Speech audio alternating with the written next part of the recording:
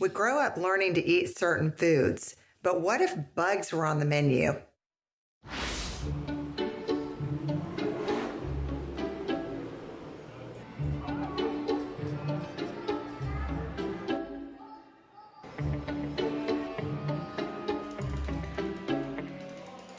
A lot of people ask, why eat insects? And I very much like something that other people who have been asked this question have done, which is to say, why not eat bugs?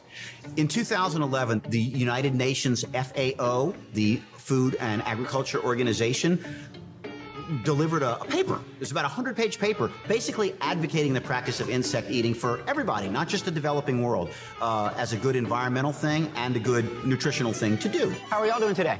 Good, thank you. Welcome to Bug Apetit. Is this your first visit here? Yeah. Have you eaten insects before? Oh, you're in luck. I mean, New Orleans is the best place to eat anything and everything, right? We eat crustaceans like they're going out of style. Everybody loves crabs and shrimp and crawfish and lobster, provided you're not allergic to them. These are basically just bugs that live in the water. They are nutritious. And if you fix them right, they are delicious. Would you like to try a chocolate chip cookie with a roasted cricket? Come on over here. Give it a try. He knows about it. Oh, yeah. Gorgeous.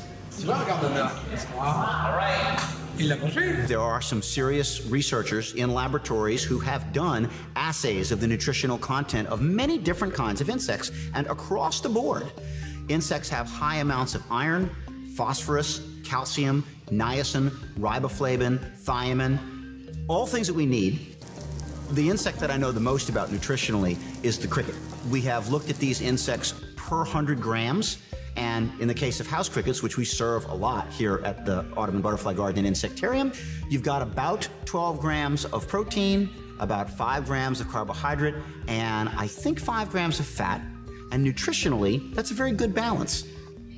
You might say, for all this time, we haven't been eating bugs, so why begin with it now? Well, first of all, historically, there are many, many cultures around the world that have eaten bugs. But let's stick with the United States, because that's probably what's meant when most people ask that question. And the fact of the matter is that we worry a lot these days about the environment, and there's no reason not to do some things, or a lot of things, that are better for the planet. And in this particular case, you've got a hyper-abundant food source, easy to farm, very efficient at converting the plant matter that it eats to the meat that we then eat from it. And so if you look at things like land use, it's a lot better to try to get 100 pounds of cricket on the table than 100 pounds of beef. So the nice thing about having insects as an alternate protein source is that you end up potentially using a lot less farmable land. And by the way, the same holds for water as well. Insects in general have much lower requirement of volume of water per critter than things like large livestock. It was good. This is real good. You gotta try it. Actually, I'm gonna try another one. Let me try another one of them cinnamon ones. Lots of people ask what bugs taste like. And the standard answer you hear is that most insects are kind of nutty in flavor. Now, that's difficult because, as you and I know, a pecan doesn't taste like an almond, and an almond doesn't taste like a macadamia nut, and so on and so forth.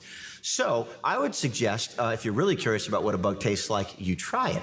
If you decide you want to eat insects, there are a couple of ways you can go about doing things in terms of acquisition. There are places that farm insects, mostly for the zoo industry and the pet trade. These are insects you can buy and fix in your kitchen too, but recently there have been some startup companies that are raising insects specifically for human consumption.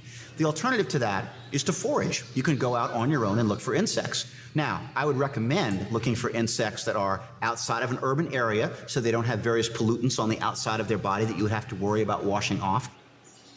The common insects that are served here are waxworms, which are a type of caterpillar, mealworms, which is a type of beetle larva, and house crickets.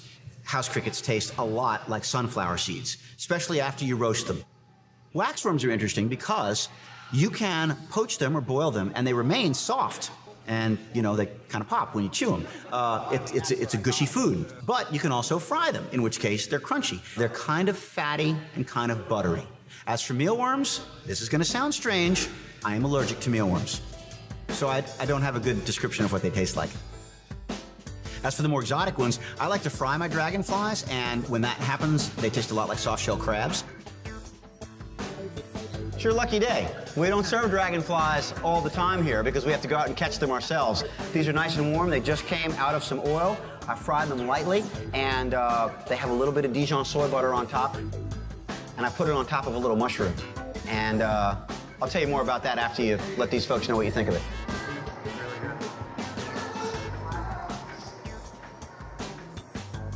I wouldn't have even noticed. Yeah. Every time you eat a bug, if you make it a regular practice, you're helping out a little bit.